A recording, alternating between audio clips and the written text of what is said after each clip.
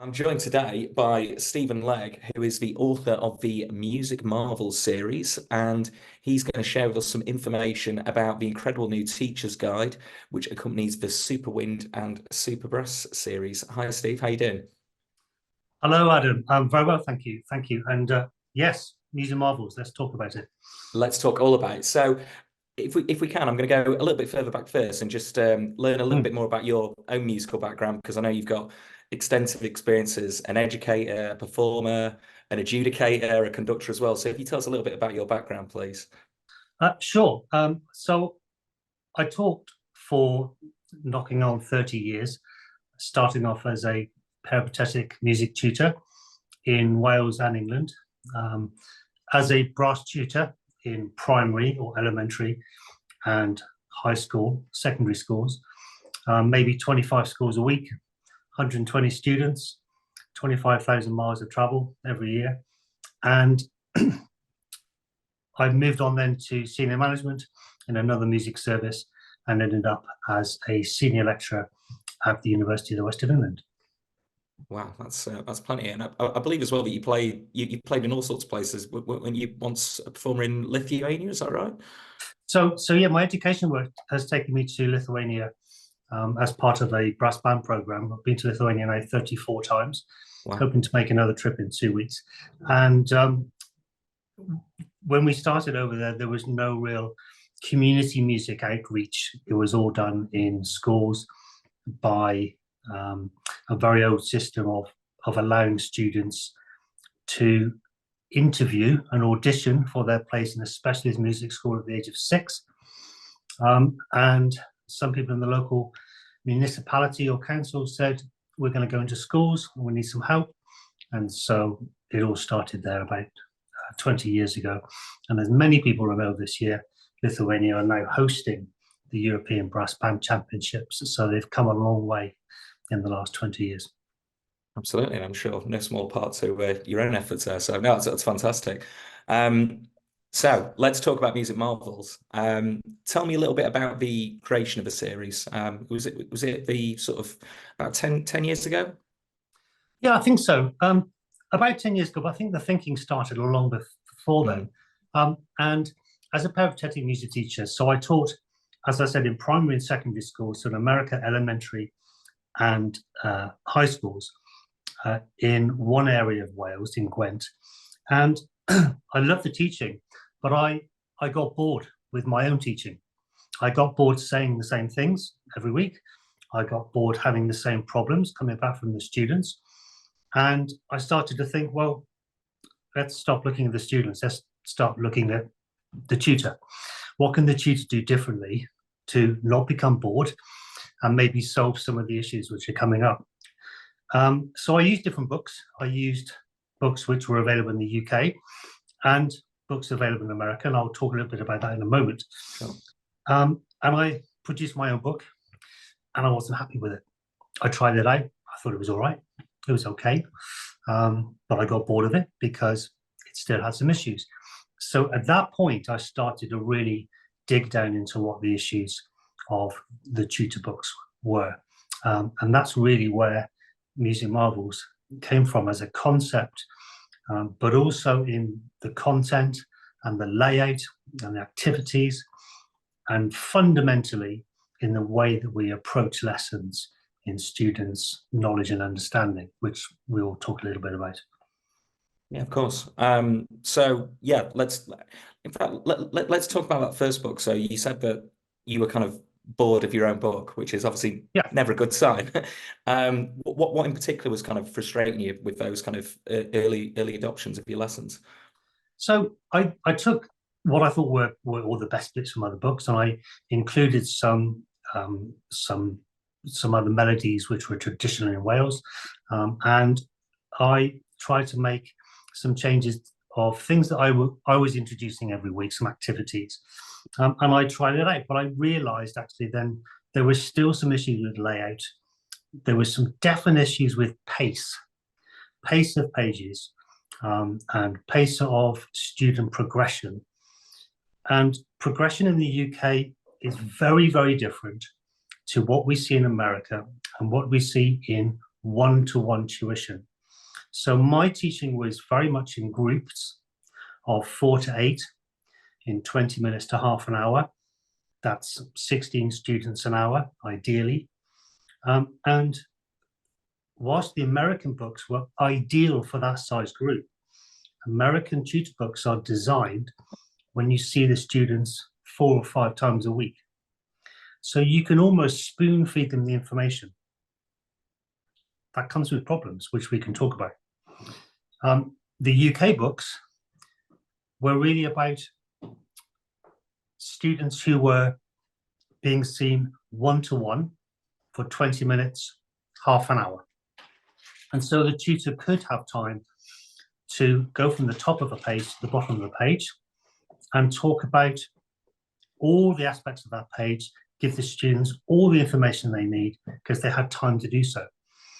But there wasn't a book there which really focused on the needs of that group tuition, where we are seeing students for, as I said, 20 minutes to 30 minutes a week. So we have to be able to give them the tools to improve from 1 week to the next lesson in 7 days' time. And if we don't give them that information, that knowledge, and most importantly, if we don't give them the understanding, they will not improve from 1 week to the next. They will come back with the same issues and the same gaps in their knowledge and understanding. So that's the basis of Music Marvels.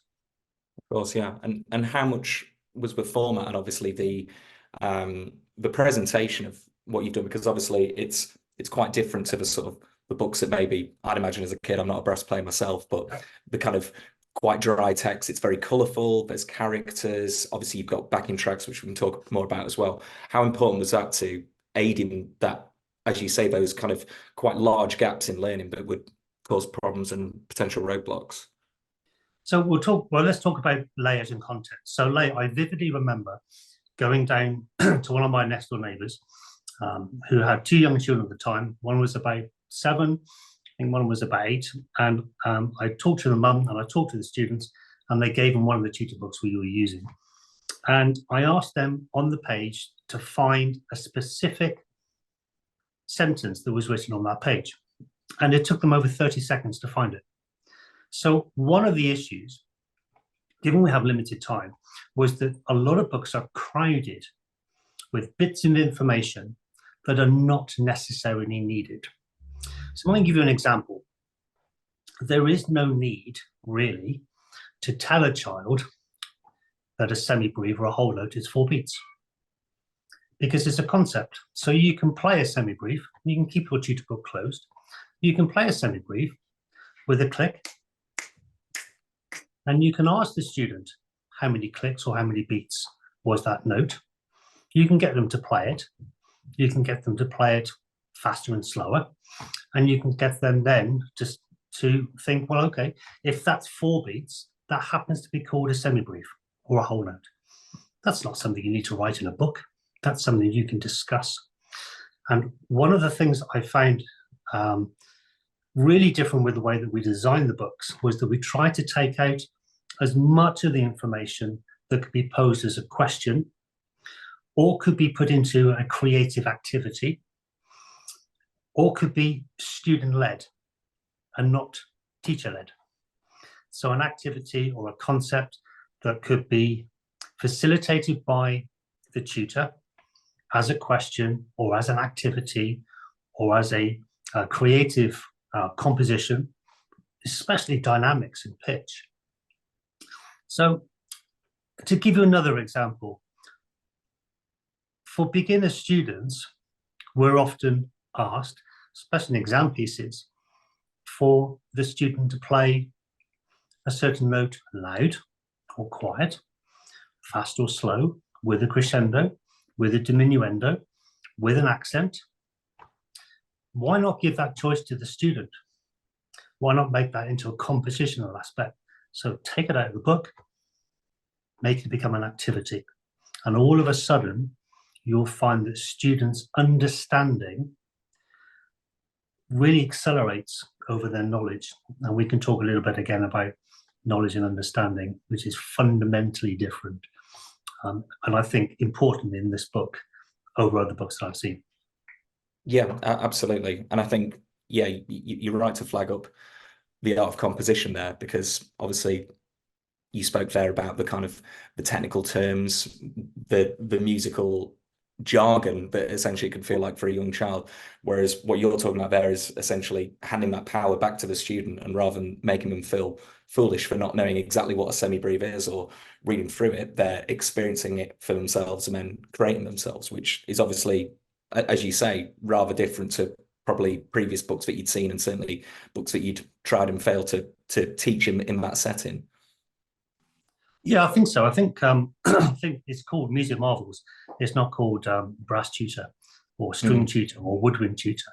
And I've had this discussion with many teachers about the whole concept that we are trying to develop musicians. We're not trying to develop brass players or woodwind players or string players. Fundamentally, we're trying to develop musicians who happen to play the trumpet or the trombone or the French horn.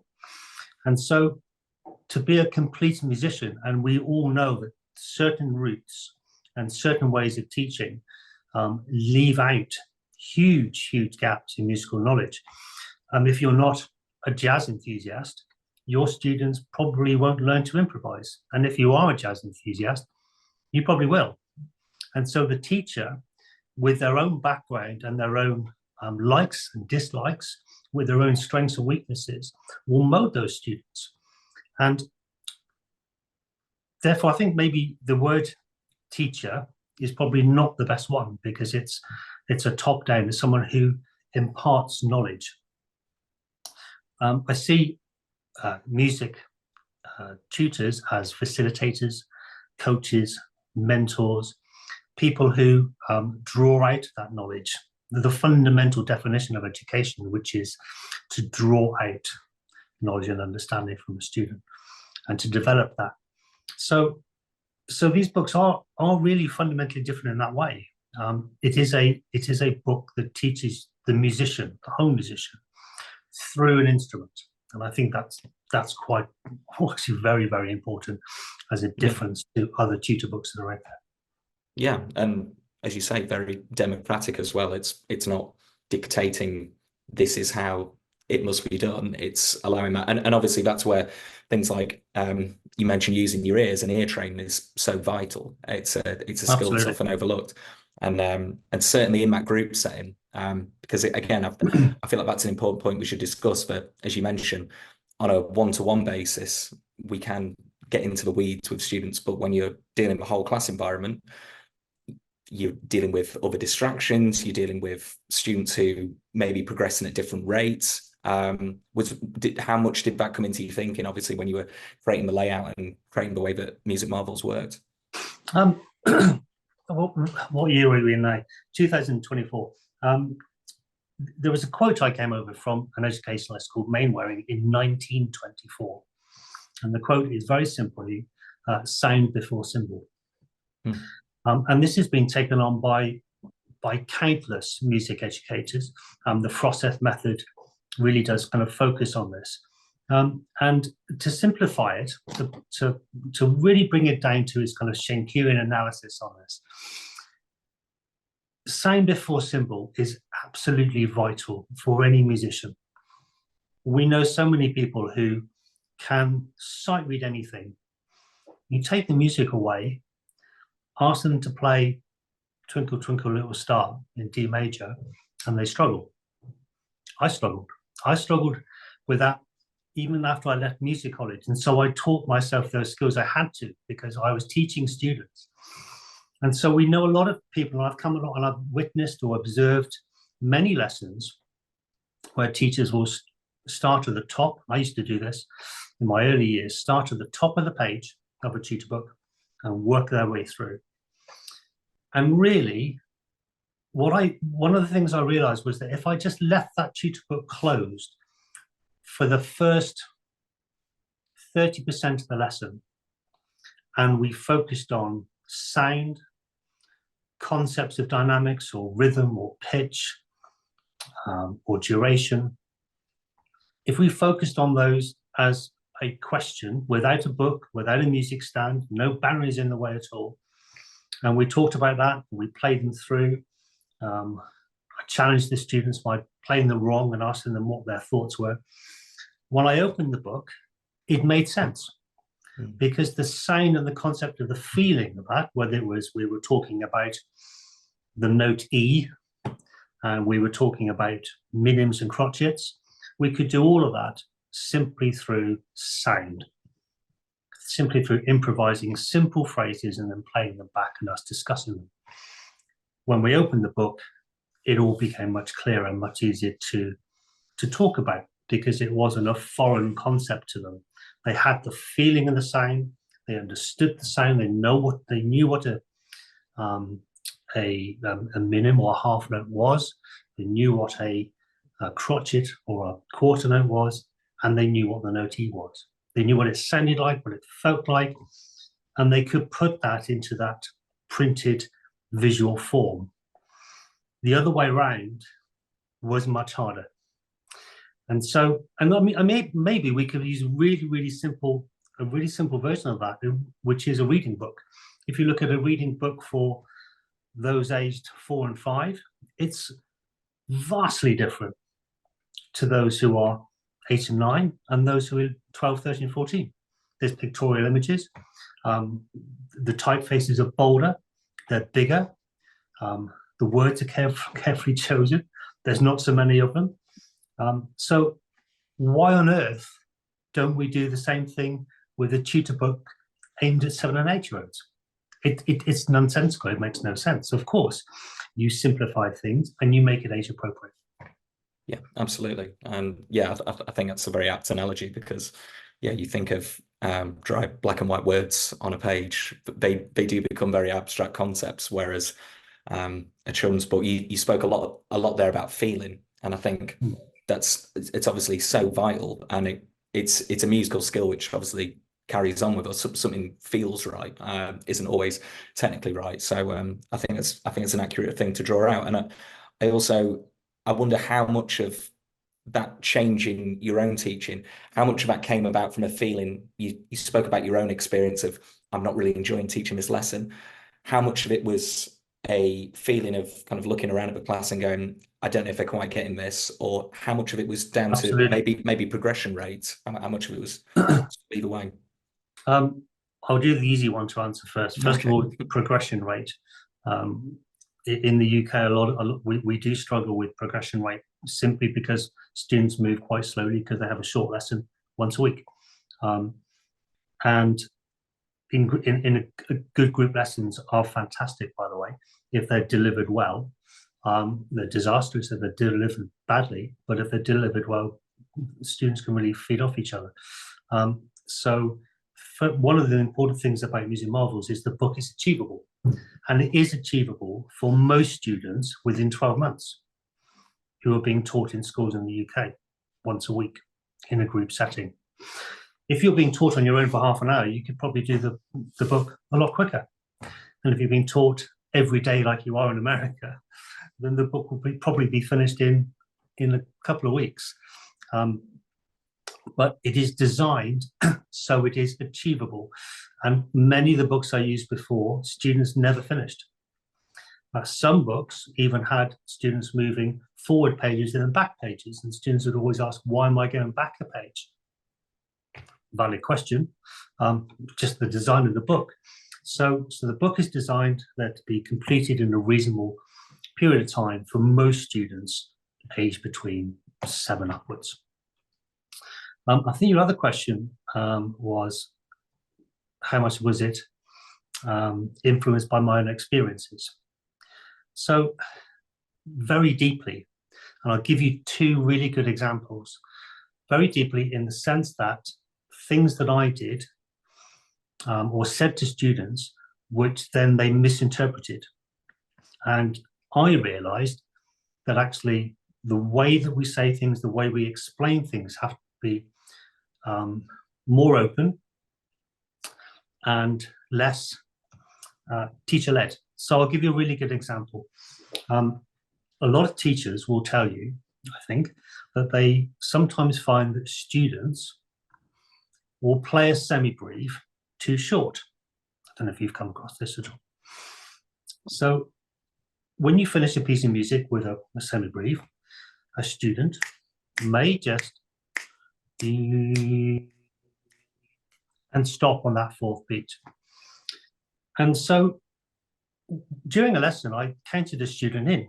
I said, well, I just want you to play a 4-beat semi-brief for me as a little warm-up. Here we go, 1, 2, 3, 4. And he played the note back. And I said, actually, I think that fourth note could be a bit longer. And he said, what do you mean? He said, well, so I played in 2 versions. And he said, which one do you think is right? And he said, well, I played the one that you sang. And when I thought about it, he was absolutely right. He played 1, 2, 3, 4. I was at fault. I sung the fourth beat too short. And because I sung the fourth beat too short, he played it too short. And another really good example, and I think this is where we go from knowledge to understanding. This is something I talked about earlier on. A lot of tutor books focus on knowing stuff. Knowing stuff. Do you know the notes C, D, E, F, G? Do you know crotchets, millimeters, and semi-briefs? Yes. Great. Okay. Music Marvels focuses on understanding. And there's a massive difference between knowing stuff and understanding stuff. And in a quite examined culture that we have, it's about knowing your pieces and your scales. But how much do the students actually get tested on their understanding? A really good example. I was with a student who's not been playing for very long, and we were talking about minims. And I asked the student to play a few minims, and I said, lovely. There was a little issue. I couldn't figure out what it was. So I said, how many beats in a minim? And the student says 2. Correct. So the student knows, his knowledge of a minim is correct. And if I'd left it there, I would be doing that student a huge disservice, because I knew that actually he wasn't playing minims. And so I needed to find out what his understanding was. So I set a beat and I asked the student, can you please, with the beat, can you please count your minims out? Sure, no problem. So I set the beat. 2, 2, 2. So his knowledge was that a minim was 2 beats. His understanding was that he didn't know that 2 beats consisted of 1 beat, followed by a second beat, joined together. And if I hadn't asked that question, he would have gone away, and for 7 days, he would have come back with that same issue. So fundamentally, we have to set ourselves up in a lesson to ask questions, to draw out from them what their knowledge and their understanding is. And none of that is going to be in a tutor book. That's going to come from the tutor asking those questions. And that really is another way of people can research those differences between deep and shallow learning. And it's another fundamental kind of principle around the books, really. The difference between knowledge and understanding, and the difference between shallow and deep learning. And if you can get your heads around that, it opens up all sorts of doors and all sorts of new concepts for you to bring to your lessons. Absolutely. And in terms of teacher feedback, obviously, again, what you're talking about is a new way of delivering a lot of these lessons. What was the feedback from other educators that you spoke to who saw the book in its original form? These were linked to some other awards or levels that we did in one of my jobs in Gloucestershire. So the books are independent of that. But something that came out in the UK quite a few years ago, the Common Approach, Federation of Music Services, it still really exists, talks about developing the whole musician. It talks about whether they are able to perform, they can listen, they can appraise their own work, and they can compose. And so bringing all of those strands together was quite important for the time for the curriculum, but it also forced me as a teacher to address all of those things I wasn't particularly comfortable with, which especially was composition and how I could get my head around that and how could I encourage that, and also improvisation as well. So showing this to different teachers who have used it, the feedback generally is it is achievable, it is student focused, it is easy to use because every page has something for them to do, something for them to fill in, something for them to add to the mix in their own way. And that, I think, is fundamentally different to other tutor books, which, as I've sort of mentioned in that shallow and deep learning, at a shallow level, it's teacher-led. It relies much more on the students doing what they are told to do from the book and don't deviate on it. If it tells you to play loud, play loud. If it tells you to play quiet. Wonderful.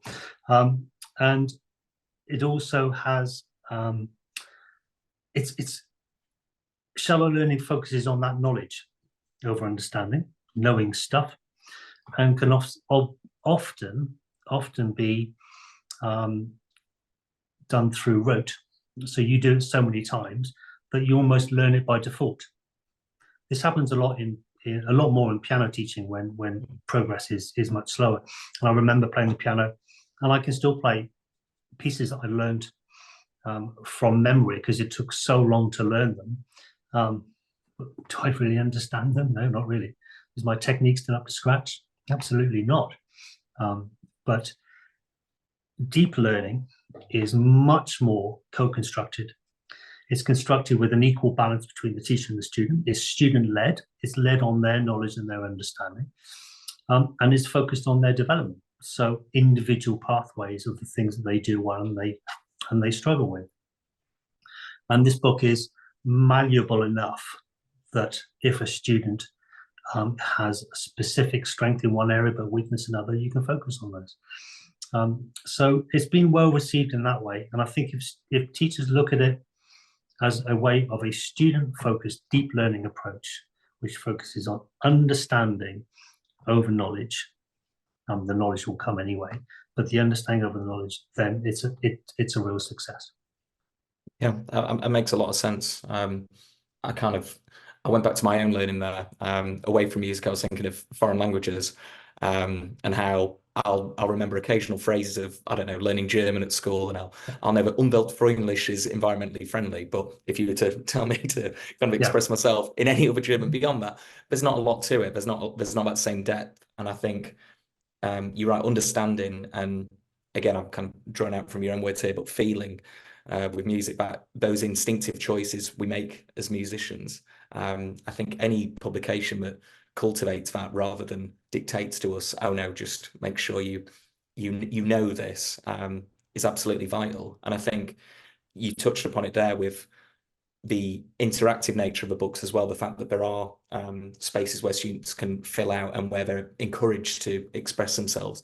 Again, I think that's really vital. And again, as you've already discussed, a big part of that is down to that, as you're working to that 7-day gap in learning, where students still need to stay engaged with the process. If you could talk to me a little bit about the teacher's guide, obviously, that you've created. This is a more recent creation, and it will be available soon. Talk to me about the creation of that and why you felt that was needed at this time. I think really because all teachers come in different parts of their development. So whether you're starting out teaching or you've been teaching for many years, we all need a refresh. We all need some fresh ideas.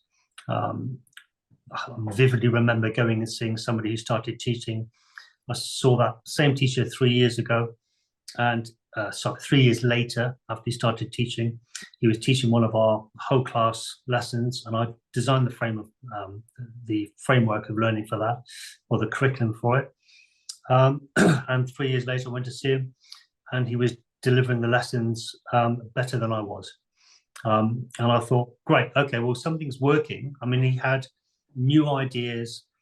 He had a a different way of approaching it that I hadn't thought of before. And this guy was fantastic, absolutely.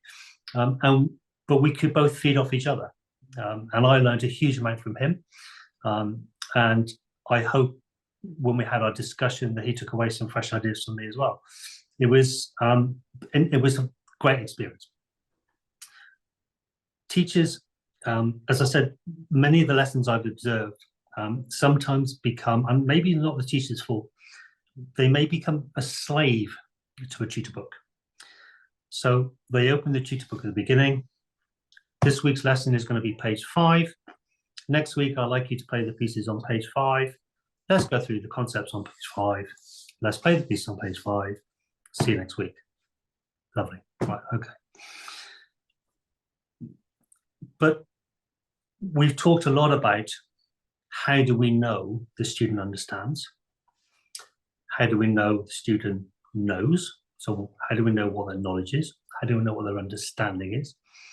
How can I, as a teacher, be 100% sure that when I get in my car at the end of that school visit, every single child that I've taught has got a clear understanding of how to improve their own musicianship and their own playing by the next time I see them? And if you think about that, it's quite selfish, isn't it? Because as a teacher, I want them to improve because I want to have a really good experience next week when I come and see them. And I want to go away going, yeah, okay, yeah, we're doing a really, really good job here.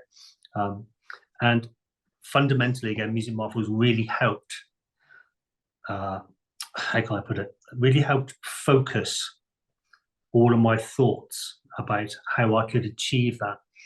Of course, we want the students to improve, but also selfishly, I want to make sure that I'm doing a good job. And so by thinking really carefully about the shallow and deep learning principles and about focusing on knowledge and understanding of the difference, really, really helped. And I think moving away from just having that tutor book as the be-all and end-all the lesson was also quite revolutionary. And I learned a lot from those who were jazz specialists in improvisation and incorporating those principles and those concepts of sound before simple in my head.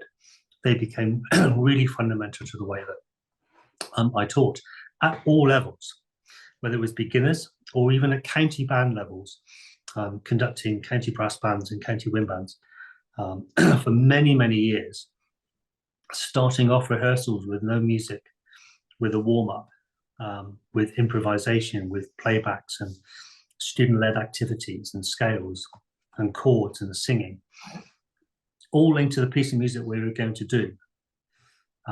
But that took 15 minutes, but it was 15 minutes wonderfully well spent. Yeah, absolutely. And I think, even though I think you use the word selfish about yourself as an educator, the idea of wanting that progression, but there's a lot to be said for maintaining that enthusiasm when you're delivering such an important topic, and being energized by the work that you're delivering is a huge part of it. And obviously that ultimately benefits the students as well, which is why I think this is such an important series and why it's great that we're talking about it. In terms of the teacher's guide, there's obviously an interactive service that's available. So do you just tell us a little bit about how that works, Sure. obviously away from the printed guides? Sure. So I know through Warwick Music you can download an online version of both the book and also very, very soon the teacher's pack. And there's also a whole list of backing tracks on SoundCloud as well, which you can have and students can have. The teacher's pack gives you ideas and activities which are focused on each of the pages, gives you the reasoning behind each of the pages, and also gives you a little bit of background into why we've designed the playing in a band as we've done so. One thing I noticed when students first come together is they don't get the opportunity to play in an ensemble. And this includes the American approach as well. I spent a month in America in 2015 witnessing elementary and high school bands. And they teach their students every single day in small groups. and very soon they become good enough to sit into a band, maybe within 6 months or so, and then they get taught in the band. And there's a huge amount of great work that is done through that method. But again, we don't see our students every day. And so playing in the band, pages in the books are there so that students of all woodwind and brass instruments can get together. And one thing I noticed that despite, and it's no fault of the students or the teachers, but just simply because if you've only been playing for 4 or 5 weeks, you're not going to have that muscle memory to control the pitch 100%.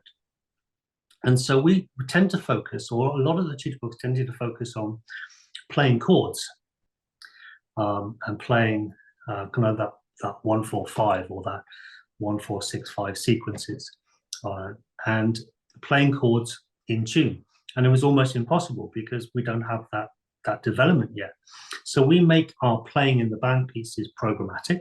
So there's a piece of music there called Samba Party or Heavy Metal. The students can decide their own dynamics and their own tempos. There's one piece of music called Rock Steady. So each have different elements to them, but they use quite clashy chords because the notes are specific to the instruments that you've learned. But the backing tracks really do knit them together nicely. So they are programmatic. The chords and the progressions are quite crunchy. You'll notice those, but it's achievable and they're enjoyable and they're playable. What we haven't done is learned 4 or 5 notes and then play in a band. Oh, by the way, you have to learn 3 other notes before you play this, which is something that I've witnessed in other books.